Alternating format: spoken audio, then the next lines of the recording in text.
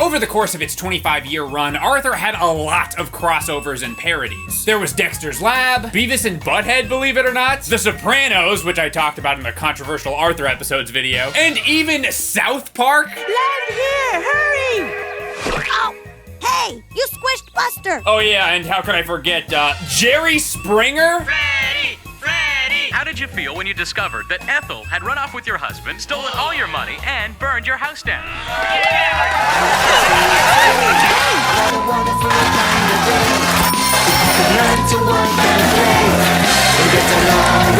Sometimes it seems like the whole world is filled with nothing but fighting. They had guest appearances too, actually a lot of them. Mr. Rogers, Alex Trebek, Lance Armstrong, twice. Hi. Hello. Lance Armstrong will be stripped of his Tour de France titles, banned from cycling for life. I think they regretted that one. Even some that you wouldn't expect, like former Congressman John Lewis. He was about 80 years old at the time of this recording and clearly not an actor. There's a couple lines where you could barely understand what he's even saying. Knew a cook once who could run a jelly sandwich. Didn't think it was possible. Also, he kind of looks weird. I'm just throwing that out there. A lot of the real people they put in Arthur end up looking really odd and off-putting. The list of Arthur crossovers is massive, and we're gonna cover some of the weirdest ones in this video, including the weirdest and probably least likely Arthur crossover in history, Arthur and Me! Yes, the PBG X Arthur U2s. Ta-da! Ta-da! Yes, this is a real thing that actually exists, and you can get it right now with my link in the description. And if you want to get this, you better stop whatever you're doing right now and get it, because this is going to be gone forever very soon. And I'm not gonna have enough time to make another Arthur video to remind you about it. So if you don't get it now, then don't come crying to me later, because I can't help you. It'll be gone forever. There we go. Up first, how about that one time Arthur met the Backstreet Boys in a DVD that cost $100? Yeah. Must buy. Get out of my head. Get out of my head! Not my most proud purchase. I can only assume it was this rare and expensive because it was not available to watch anywhere online. At the time I checked, this was the only DVD on eBay, so I am not really sure if I got screwed or not. Oh, either way, hopefully it's worth it, Arthur and the Backstreet Boys, or I'm gonna be pissed.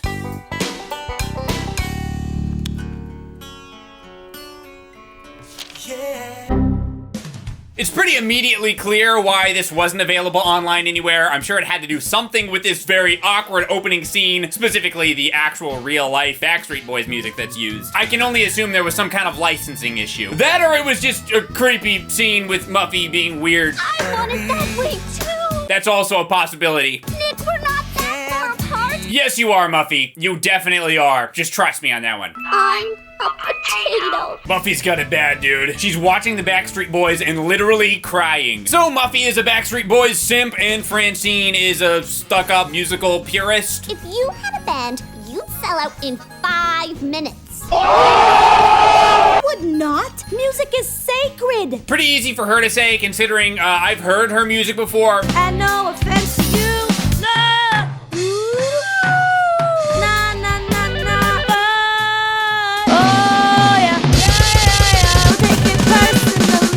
Yeah, if I sounded like that, I wouldn't sell out either. You stink, Francine.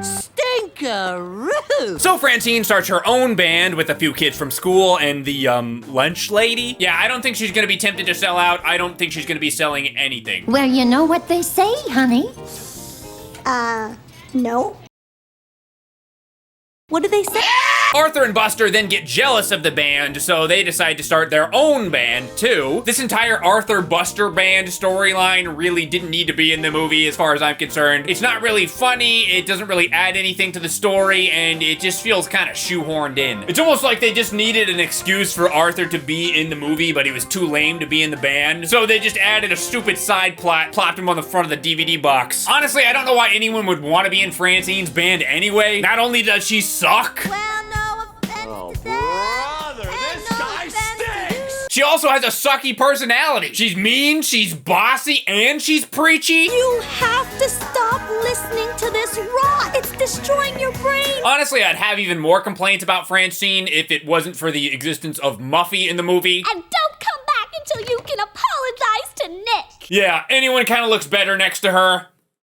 They eventually come up with a name for their band, You Stink. Personally, I thought the Lunch Ladies was a better name, but I got outvoted. Although it turns out that their band actually is pretty good, surprisingly, and no thanks to Francine herself, who they eventually replace with a robot because she gets mad at them being too successful and people liking them too much. I really don't get Francine's motivation here. I guess it's selling out to have people like your band. Honestly, I have no good faith interpretation of Francine in this movie. She sucks the entire time. So the band starts to get popular, and the more popular they get, the more Francine acts like a butthole. Wait! That was fun and all, but we have to be careful. Stuff like this could ruin us. Yeah, guys, we wouldn't want our band to be good and have people like it, right? That would be terrible. So eventually they have a falling out after Francine sees the other kids doing an interview on TV, even though she had just done an interview on TV like 2 minutes before that. How dare you talk to that lady without asking me? It's people like that who want us to sell out. Not selling out to go on TV. What did you say? Yes, she's right. It is absolutely not selling out to go on TV. This is something people get confused a lot. You very specifically need to be making money for something to be selling out. Buy my YouTubes with the link in the description below. That's what selling out is, Francine. Get it right! And it's at this point of the movie where it kind of stretches on a little longer than it needs to, in my opinion. All the band members are arguing and they're not getting along, and everybody likes Fern more than they like Francine. I am one of those people. Team Fern. Then Arthur's band starts to fight. Did I mention that they called their band We Stink instead of You Stink? We stink, don't say I didn't warn you. We're the coolest band in... Yeah. Arthur's so creative. Muffy has like a 5-minute dream sequence of her being in love with the Backstreet Boys again, until we eventually get to the point where the Backstreet Boys actually show up. Only took like 50 minutes. And then Muffy locks one of them in an elevator and tries to extort him. Literally, that's what she does. What was that? I don't know. We seem to have stopped.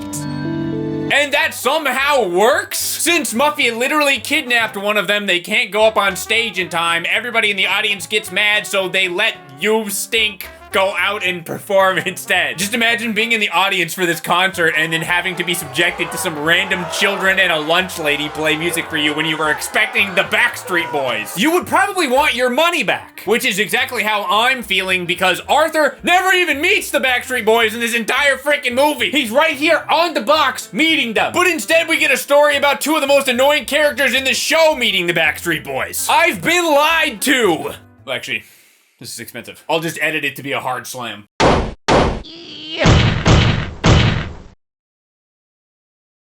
And they all make up and get along again. Yay! Only to instantly end the band right after this insanely successful and fortunate event. 10,000 people loved us. We could actually make it, and you guys want to quit?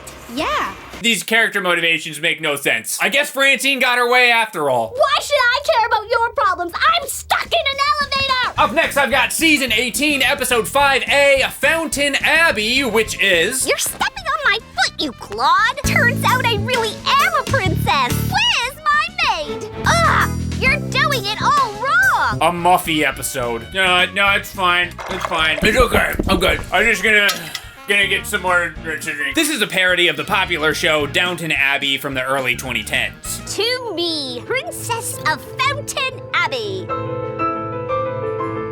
You are terrible. It's almost impressive. So put that in your pipe and smoke it. Muffy thinks that she descended from royalty because of an old family photo, but it turns out that her great-great-grandmother was in fact not a princess, but a maid. And Muffy, of course, handles this information very well. It can't be!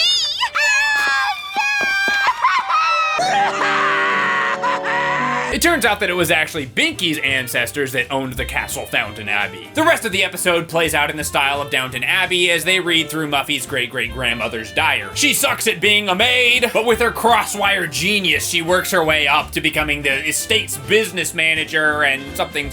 Then they go to America, I guess. I could probably say more about it, but honestly, I'm getting kind of sick of Muffy at this point, and I never really saw Downton Abbey anyway. Personally, I would have been more into a Game of Thrones Arthur parody. I can see it now. Binky knocks over DW and squishes her eyes out. Well, we We're not gonna cut to that. Well, we don't have DW's eyes getting crushed in the budget? Is that not YouTube friendly? My creative genius is always being censored. Last but not least, we have The Making of Arthur featuring Matt Damon. Matt Damon. I don't know what it is about this image of Arthur standing next to creepy looking Matt Damon and staring at the camera that's so funny to me, but it absolutely is. I am enthralled by this image. Hopefully the actual episode lives up to the picture on the front of the box. Oh, hello. Wait, hold on. I don't think this is the right episode. I forgot they made Baby Kate and Pal talk in some of these newer ones. Where's Matt Damon? Matt Damon. Get this baby off the screen. Where's Matt Damon? Matt Damon, what drives you? Well, Casey, you.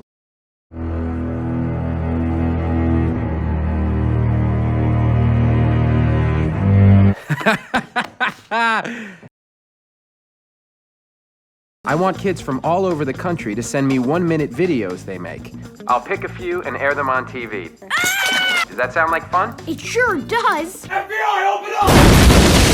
Matt Damon! So creepy looking Matt Damon wants children to send him videos of themselves. Definitely not sus at all. Always a pleasure. Actually, this is the first time I've been on your show, but thank you. So Arthur borrows his grandma's camera to try to make a movie to submit to Matt Damon so he can be on TV. Unfortunately, it turns out that Arthur is really not very interesting. In fact, he sucks. Get the f*** out of here!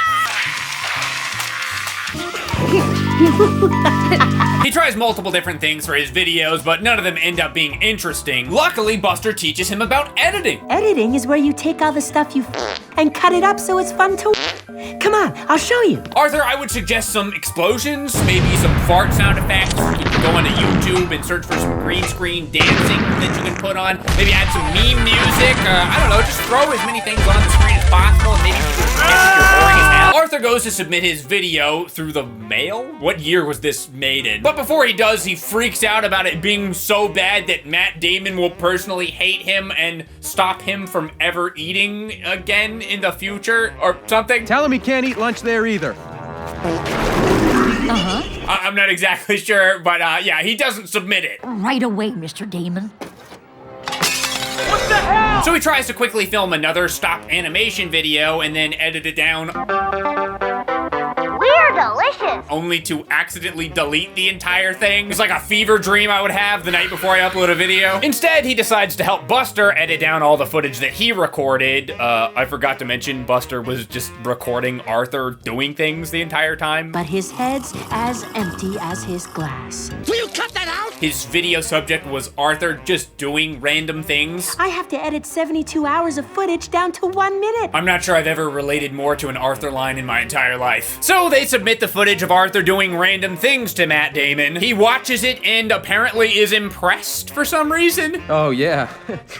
What a lemon. In fact, he likes it so much that he wants to make an entire show of Arthur. I loved your video. I was hoping we could make it into a whole TV show. Yeah, you heard that right. Matt Damon is the creator of Arthur. Let's get a shot of you and your dog walking on the sidewalk in front of the house.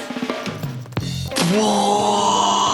It's literally canon. Step aside, Mark Brown. Whoever that even is. You've been replaced. In fact, it's time for me to announce that I am also being replaced by Matt Damon. All right, guys, I'll see you on the next Matt Damon video. Bye-bye. Everybody, bye-bye, everybody. It's me, Matt Damon. Has an original point. All right, I'm Matt Damon. I'll see you guys on the next And I say, Matt Damon, what a wonderful kind of Matt Damon. where you can learn to Matt Damon. Matt Damon. It's me, Matt Damon. Matt Damon. You gotta listen to Matt Damon. Listen to Matt Damon. Listen to Matt Damon. Matt Damon on the street. Open up Matt Damon. Open up Matt Damon. Get together and make Matt Damon by working Matt Damon. It's a simple.